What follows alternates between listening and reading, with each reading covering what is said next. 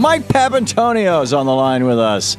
Thom, how are you? I'm great. How are you, Pap? Good. The attorney, the host of Ring of Fire Radio, ringofireradio.com, Ring of Fire TV, also on Free Speech TV. So, killing the poor. Really? Well, which way? I mean, there's so many ways. Let me set you off on this rant, Pap. Pap attack of the day. Go for it. Well, here it is. I mean, you've got there's two stories that I've been talking about all day today on radio, and that is that obviously we kill the poor by taking $47 million away from in food stamps, while we're giving while we're taking billionaires. This is an interesting number. Billionaires worth $316 million are owners of companies that are getting subsidies from the government in the Farm Bill, while we're taking $47 million away from people who can't afford to eat in the Farm Bill. That's just part of it. You know where we're really going to see it, Tom? We're going to see it in January and February. Yeah. January and February, what's going to happen is you're going to have, it's already done. I mean, I feel almost foolish talking about what might happen in January and February because I know what's going to happen. It's already done. The Feinsteins have won. The Erskine Bowles crowd has won, and you're going to see the Democrats give up the rights of working poor so billionaires can make more money. And you hear the arguments already. Tune in if you can stomach it without a gag reflex. Watch Sunday programming where you're going to hear people you're going to hear all the talking heads, whether it's Feinstein, whether it's Durbin, Warner, you name it. They're talking about the idea that, gee whiz, we have to give up these rights for the working poor because we need more revenue. And it's already been done. And you have Obama talking about these. His code words are, "Gee whiz, we can't really take anything off the table at this point." This is going to be a very ugly story. Wall Street Democrats are in charge of the narrative, and it's really unfortunate for the average American middle class or working poor.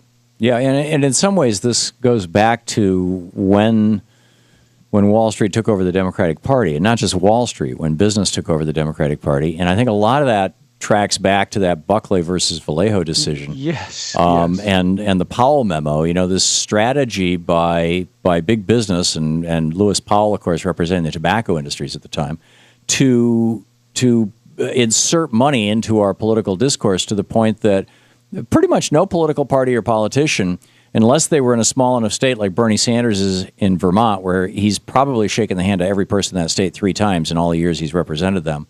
I know he shook my hand twice before I even, knew him personally. I mean, he's the real thing. Yeah, you just show up and there's, hey, let's go into town on Saturday. Oh, who's that in the middle of town in the town square? Oh, it's Bernie Sanders. He's holding town meeting. I mean, if you've got the luxury of doing that, but you can't do that in New York State, you can't do that in California, and can't do that in Michigan. And so what has happened is that money has replaced that. And we now have a wholly owned Republican Party and a partially owned Democratic Party. And I think we can track it all back to the royalists. So Louise and I had dinner last night with a friend from the UK who next week is being knighted, or whatever they call it, by the Queen. She's getting an OBE, Order of the British Empire. It's like this great. Literally, she'll bow down before the Queen and the whole whoop-de-doop for some incredible stuff that she's done.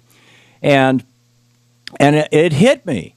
The Queen of England has less power than the Supreme Court does. She does not have the power to strike down laws passed by Congress or signed by the Prime Minister or the President. She can dissolve Parliament, but it just comes right back, into place. She can't strike down laws.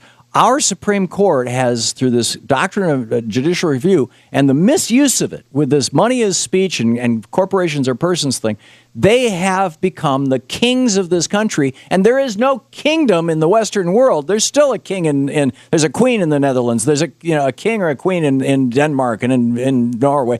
They don't have the power that the Supreme Court does, Pap.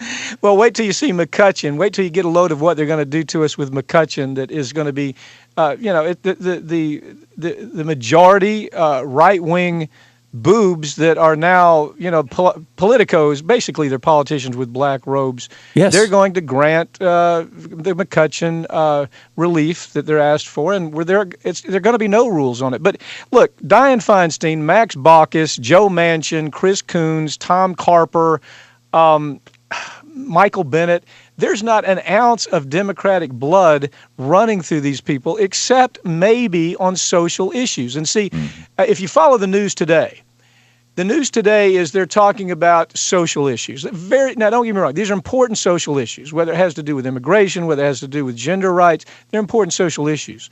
But where it comes to the bread and butter issues that affect Americans who are trying to feed their family, these are the Wall Street Democrats that have, it's almost, Tom, what it is, it's almost, look at this shiny thing over here that I'm doing for you. No, the Democrats are doing the same thing with gay marriage that the Republicans do with abortion. Completely.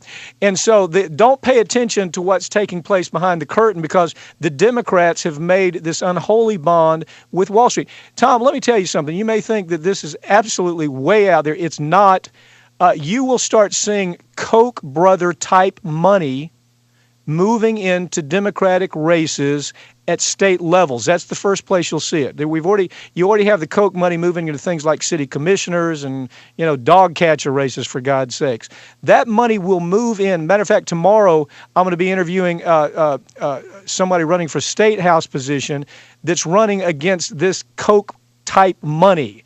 They're Democrat, but their money's coming wholly from corporate America, AT&T, all types of dark money avenues, that when we start looking at it, Kochs are actually empowering, by this next election, we'll see them empowering Democrats because they're so certain that Democrats have lost their moral compass.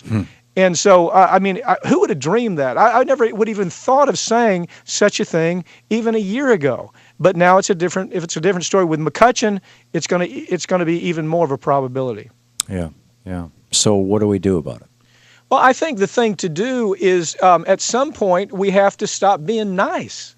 We have to. This idea of gee whiz, the media is going to take care of us, or some small faction of the Democratic Party is going to take care of us.